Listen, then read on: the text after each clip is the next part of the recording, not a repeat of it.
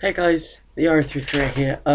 Apologies about how late this video is. We filmed it 10 days ago, but obviously English Koala and I've moved back home for Christmas. Been quite stressful, stuff going on.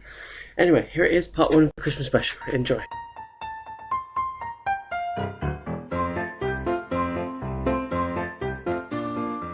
Right then, welcome to this week's episode of Eleanor Football. We are back for our Christmas special. Wait, where's the hat? The hat, well, the freaking Label on it. Secret Santa at its finest. I will do the video like this.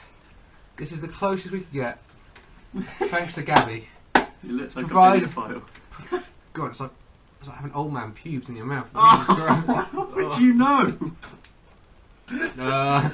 First, we're going to talk about from the weekend. The big news from the weekend: Chelsea lost. Yeah, well, First I loss. don't think anyone saw that coming, did they? Hard you out brigade had a website and everything, And trying it to was get rid of really, him. really funny because this was the first week that everyone started to go, yeah, no, Chelsea will go the whole season unbeaten. Yeah, I know. Everyone was resigned to the fact it was gonna happen, but it didn't. No, it didn't. I mean, poor, really. I know, yeah, extremely poor. I mean, when you consider it, I mean, Newcastle. I mean, they're almost the like redemption team, if you will. I mean, you've got to credit them. They were in a hole and they dug themselves out. Yeah, I mean, fantastic performance, team performance. Harju had a plan worked out, but of course, the one key thing we must talk about, as everyone else seems to talk about, Matic was missing. Made a huge difference. And he does. He's every good team has a midfield player, and you don't notice him, but Like he Roy does Keane. the most important job. It's like the Roy Keane sort of figure. Yeah, Xabi Alonso's. Yeah. Xavi for Barcelona, Yep. Toni Kroos for Germany and Real Madrid. Players you don't really pick up on, but they're doing You a don't vital, valuable notice job. them. Javier Mascherano used to do it for Liverpool brilliantly. You'd never know, unless he was getting sent off, you'd never know. you never know he was there until he threw a punch. But he did it's always a holding midfielder. Yeah, I know, because they go They're not they the go glamour underrated. players. Yeah, they go so underrated throughout And the season. Matic is probably the best at that in the Premiership. By far and away, easily. And in fact, he is in on both our teams of the season so far, which we'll talk about in a bit later on. Other big news of the week: Arsenal also lost, which I nearly. I said all the right. I can see Stoke getting something from this game. I think they'll win. They'll win. I'm going to say a 2-2 draw. I was so You're close. closer than me. Yeah, you were like 3-0 Arsenal. 3-0 They're going to have it in the Arsenal, bag. yeah. Yeah, didn't quite work out. They did it. Arsenal, Wenger out brigade, back out again. We saw the train footage. Has anyone seen the Let It Go? By now, especially, I feel sorry for. We have the situation.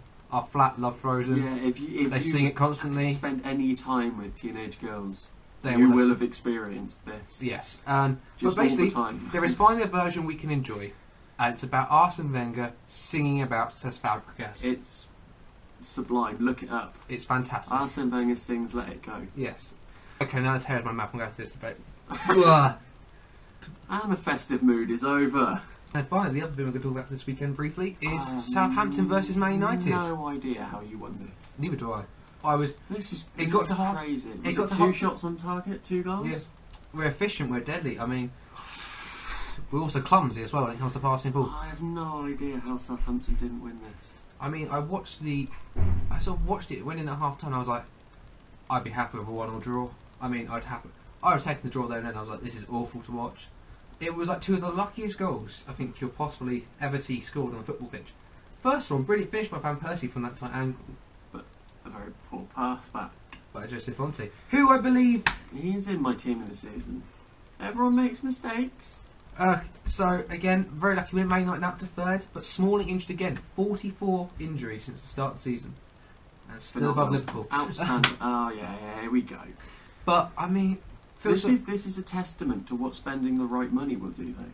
it is to be fair. Well, about 3/4 of the right money. Yeah. Another 20 million or so on a centre back would have been nice. But Other than that, that could come in January. We don't know late in the season. I think there's this team. rumours that Vidic is coming. Strong rumours that Vidic is coming back. No, I can't. I think I might just swallow the Santa head. That's not pleasant.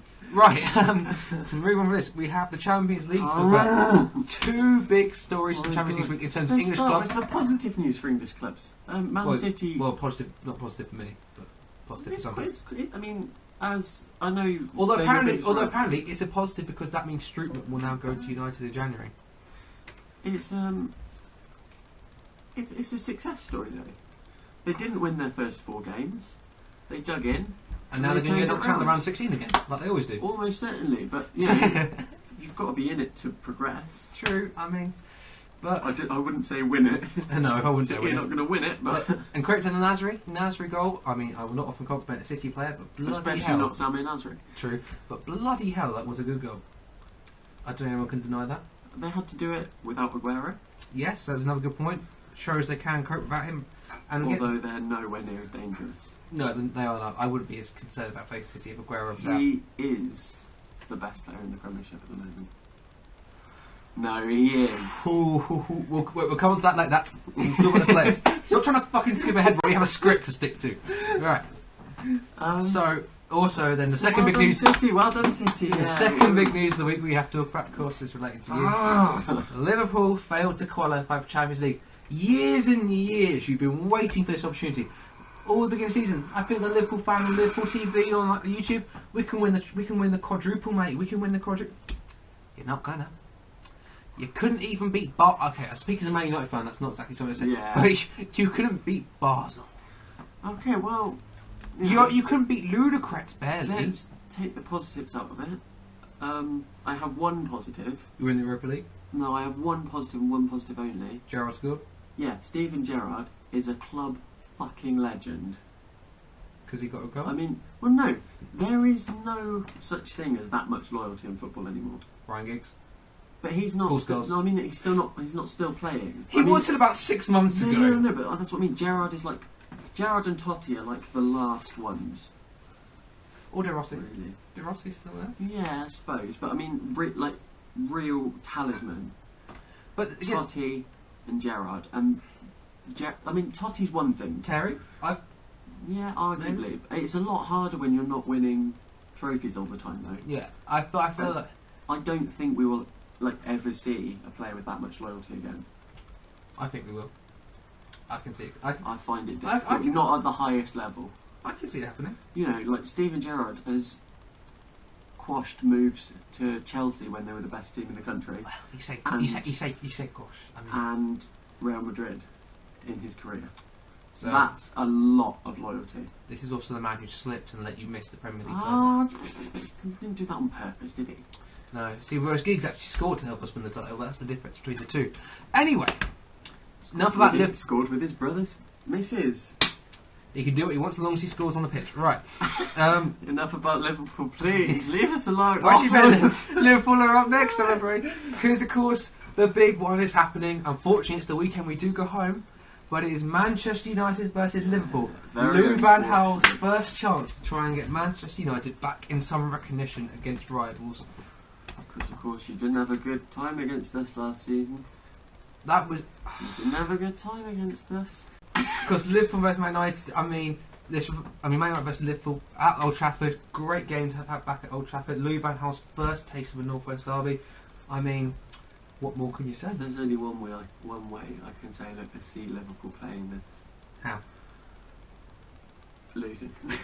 At least he's honest. We're gonna sit back and we're gonna just defend for our lives. Stop you from crossing the ball in case Mignolet fumbles it somehow. And then if we just get like the if we're gonna win it, it's gonna be a fluky counter-attack goal, having defended for 80 minutes. I reckon. I hate park the bus football, But you it can do might Dorset. be our only option. No, the concern for me at the moment with Liverpool is there are 3 players I'm concerned about for Liverpool. Sterling is the most one, Henderson and Gerrard. Because Gerrard always turns up for this game. I mean, This it's is the this it is the doesn't game. matter how badly Liverpool are playing. The form book goes out the window in this game. because Gerrard turns up. Sterling with our back four the way it is at the moment, him running at our back four scares me. I would that would be my main concern. It's so nice to have just like I know the rest of the team doesn't do this, but it's nice to have just one player who scares opposition. Oh, that's like when we signed Di Maria. I was like, at last we have a decent number 7. Just like Raheem Sterling is younger than I am. Younger than I am. Everything is on him. Just a bit. I feel it's difficult, but please do something. Score a goal. No, don't. But if we had to predict, It's impossible to do. Don't make me do this. You have to do it. Do what I do with Ryan. Never admit your team to defeat. 1-0 Liverpool. 1-0. 4-0 Manchester United. You're going to be humiliated. No, the thing is though, I've expressed uncertainty of the result. You've gone in there and gone, man, you win 4-0. If you don't, if you only scrape a win or you draw or even lose, you're going to look alright, my pet. If we lose, I'm going to at least be like, yeah, I was just trying to be optimistic. I didn't really believe it. I'm committed. I'm always committed. You know me. 100% committed. I always back my team.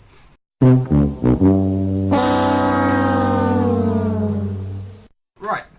Also, we've had to try and predict now for the month we're away what most interesting games are going to be. What good games are going to be. So we've got a few FA Cup games and 3 Premier League games to look at. So again, unfortunately, this is a very Liverpool sort of moderately biased episode. Liverpool versus Arsenal on the 21st. Just because it's the interesting. There's not many interesting games over Christmas. No. Like not many real standout heavyweight clashes. No. But Liverpool versus Arsenal was the first one we saw on the 21st of December. What do you think of that? I was about to say, well, last season we smashed them at home, but last season we had Suarez and Sturridge. So yeah, and this season you got Balotelli and he's injured. Oh, is Balotelli injured? Yeah. Oh, sweet, I didn't even know that. Why do you think Lambert's been playing? That's a very good point. I thought it was just because you got bored and Brendan Rodgers had just given up hope. I'm just hoping that Arsenal go on as bad a run as we have, and that way, you see, we might have a chance. No, I think Arsenal are gonna. I think Arsenal will win this game. It's impossible to predict scores, though. I think this far in advance. I mean, God knows what can happen by the time we predict this video. I mean, Sturridge could somehow meet Jesus and he heals him and is back to full goal-scoring form in the course of time we see this. I mean, we don't know. If that happens, best call ever. Punditry right here. So yeah, I think we're going to go for Arsenal win there. I'm not. Liverpool. Always Liverpool. I'm going to say Arsenal 2-1. I'm not predicting a score. Chelsea West Ham. Now I know some of you might be going, oh, it's obviously going to go one way, but West Ham. We said that about the Newcastle game. Yeah, we did say that about Newcastle. We actually said we can only see Chelsea are going to win this, obviously. Yeah, we might. This last season, well, this week wasn't exactly brilliant. This was a really bad week for predictions. The Stoke was my highlight. I didn't get the bloody result, but the fact I had Stoke will win in the build-up to my result. But anyway, Chelsea West Ham. West Ham doing fantastically this season. I mean, only a few months ago, Allardyce out were pretty much shouting their voice. Well, yeah, sort of a year ago, it was looking like, how has he still got his job? And he's just improved his team. He's turned Downing into a great player. A reasonable player. He's done a reasonable player. He's still above him. Fuck off! Not going to let this slide. I'm going to enjoy it while I can after last season. I'll be more of a dickhead. That's the one thing I learnt from last season. Right. But, of course, Chelsea, where they're playing. And at home, you've got to back Chelsea. I'm going to go for 2-2. I'm going to go for a 2-2 draw. Southampton Chelsea is the next one. Again, high up the league, although Southampton are slipping. 3 defeats in a row now. But I think that's because they've come up against actual decent. Well, to be fair, they were unlucky. Really unlucky. Arsenal Man United games, they were incredibly unlucky. I mean, this is why I think they could still get a really good finish this season. Oh yeah, I could easily see them getting top 6. Because, in a way, you say, yeah, you need the luck to go your way to finish high. Yeah. But they could turn it around and, good result against Chelsea. Sunday it's looking a bit... True, Chelsea, but I think Chelsea next few weeks will definitely come back out fighting. But of course with the Christmas busy period, a lot of team rotation, do Chelsea have that quality in depth, or is it that one sort of first 11 which holds all the quality? I think Drogba stepped up. Drogba to Venice has stepped up. Because when he signed, I sort of thought he's right at the end of his career. He probably won't get many goals. But he's the player coach role, so you'd assume he's going to do like a sort of gigs in the sense of go back behind the scenes, similar to what we sort of think Gerrard will probably do at some point in the near future. He belongs at Chelsea, really, doesn't he? I never really liked Drogba. No, I didn't like it when we played against him. He was frustrating to watch for an opposition fan. Yeah, because you're like, oh, he's going to score, isn't he? Yeah, and he's going to spend half his time lying on the floor holding his back, isn't he? That Barcelona game in the Champions League, that is the one that I always remember, because he's like in 30 seconds before he scored, he's like, my he was knee. lying on the floor. He does like that family. Pretty much crying. He's just a family guy. So. And then 30 seconds later, he's sprinting down the pitch and putting it in the net and off celebrating. Oh. But he does belong at Chelsea, and it's sort of nice to have him back in a way. Yeah, it's quite nice. Not particularly for Arsenal fans though. No. That's Arsenal fans, he's going to fuck you up at the Emirates. At some point, probably. Right then, so we move on to the FA Cup section of the report. Yeah, and this is good because we love FA Cup. Love the little teams against the big teams. It is massive. And of course, the first thing we should talk about, repeat of the final comes up, first round, Hull versus Arsenal. Hull, I don't know what's happened to them. Transfer deadline day, they won. They signed. They did. They signed Ben Arthur on loan. Diarmi come in. Ramirez. Diarmi's actually done quite well for Hull. Yeah, no, but I'm not slagging. I'm just saying. But they're now in the relegation. If I had to pick a team that I thought had for a lower team, I thought had done the best business in summer, I would have said Hull. I was like, that team's going to be fantastic. But I just don't know what's happened. Steve Bruce, I mean... Steve Bruce... I think the problem with Steve Bruce is he goes into a club which isn't doing well. Does well. Okay. Because they expect him to not be the manager that's going to take them to the heights. And then he takes a team and they do well, and then the expectation is so high, and he's not the best manager. He can't cope with it. Could you see him getting sacked at some point in the near future? Well, Hull's owner being the clown that he is, quite possibly. I don't like seeing managers get sacked, especially in lower sides, because I'd like to see him give a chance to turn it around. Like you had like West Brom and Fulham last season, who were like turning out like 3 or 4 managers towards the end of the season, and it just wasn't particularly nice to watch. And if anything, that harms the team. Yeah, again, it's going to be... It's the difficult thing for chairmen is finding the tipping point, because obviously you can't stick with a manager who's doing a bad job. No, but at the same time, if you keep chopping and changing, as Chelsea have done. Yeah, exactly. It's not going to work. So then it's a catch-22 really. Yeah. Moving on then to, I think you should probably do the voice for Accrington Stanley or Yeovil to play Manchester United. Nice to see. Yeah, and again, it's probably not good for the bigger team to have to go away to a smaller club, but for the little team, that is the dream. That's what the FA Cup's about. And I never used to mind playing little miniature teams until at the beginning of the season. I don't know if you've heard of a team called MK Dons. I hadn't really paid much attention. That was beautiful. That was still when I had some optimism about this season.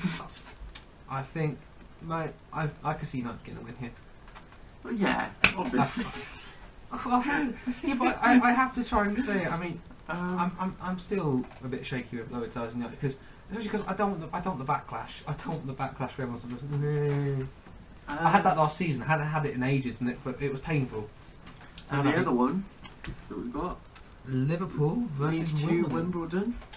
So we'll probably draw 1-1. Scrape a win. Good result.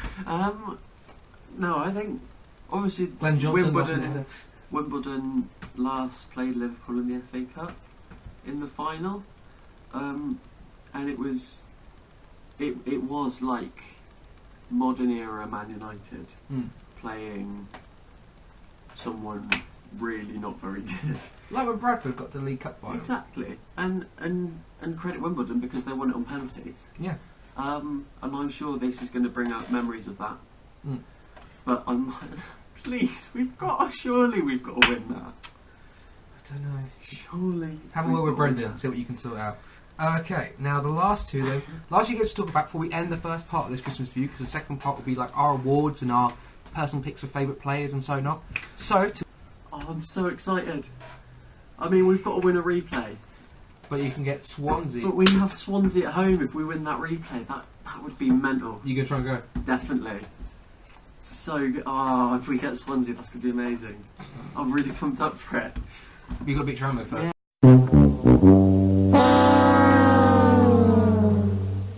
I know. And if you can't beat Tranmere, then maybe. And we were going to win it, and then we didn't. Well, is that the basis for all football games? We were going to win it, but then we. Comas. Have you seen the goal? No. It's like he used to play for Wigan and West Brom and other relatively good low Premier League teams. And yeah, he got the ball like 25 yards out and no one closed him down and he killed it in. It was quite a nice goal actually. Both of Tranmere's goals were really good. You should get a chance to see the highlights then. They were quite good. The first one was a backheel. But can you see yourself? If we get Swansea, I don't care what the score is. We get beaten 6 or 7-0. It'd just be nice to, you know. Speaking of Brighton Get in fans, the spotlight. Brighton fan. I went to the third round fixture last year and the year before actually, because for Brighton. So of course the year before it was Newcastle, which was all good. Beating Newcastle twice now at the third round of the FA Cup at the MX. Both times 2-1, I think, or 2-0. I can't even remember now. But Brighton scored 2. I can tell you that much now. And then last year it was Reading, third round, I do believe. And I also went to the whole game, the first round. I think that was 6th or 7th round there. Yeah, 6th round that was. I don't know why I'm going off topic. But Brentford versus Brighton FA Cup. Away match, Brighton's form. I always remember Brentford because that's the one where Trotter had the penalty in the last minute. Oh! And if he scored it, they would have been promoted. Yes. But if he didn't score it, and Doncaster scored, Doncaster would have been promoted. He hit the bar, and then Doncaster went down the other end on the break and scored. The normal penalty taker wanted to take it, and Trotter was like, "Oh yeah, I'm on loan from Fulham. They're Premier League. I've got this." I remember watching this like on Soccer Saturday. No. You may have scored all your penalties, but this is me. That's like being at the World Cup, and you've got a choice between like Lampard to take the penalty, or Dave from accounting. I mean, Dave from accounting. But Dave from accounting is on loan from a top accounting firm. He's on loan from Microsoft. Right, I want Brighton to win. Please, Brighton, just start winning, please. It's not much I ask for. Just win a fucking game, please. I feel like Sami Hyypiä is just not cut out for management, which is a shame because he was an amazing player, but he's not much. Yeah, just please leave, Sammy. I mean. Thanks for trying, I suppose. So he's a nice guy. I'm sure he is, but just leave, please. And on that note, we will wrap up this first part 1 of the Christmas special. And we'll be back in a minute for part 2. Yeah, I mean, it's not like we're going to suddenly record this 2 seconds later from the moment we close this video. Oh yeah, no, we'll record it again some other time. Yeah. Right, so in the same clothes. We'll be back there for the second part where we talk about the Ballon d'Or and our teams and players of the season so far. So I'll be back in a second.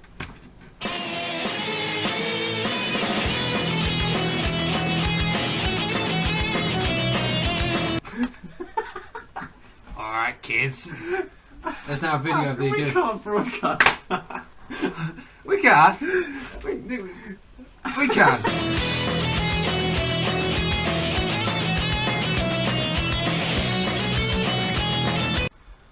So, yeah. This is very bloody itchy. You can take it off. We'll do the beard up mode. Beard up! Now look like the Pope. Forgive me, Father, if I have sinned. Turn it round the other way then. Well, no, that's going to keep him worse. No, I can't make a joke about that, no. Just put the beard down the back. I'll leave it like this for a moment. I'll persevere. Right.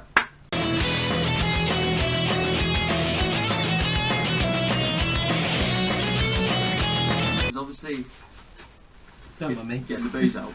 Just sort it out.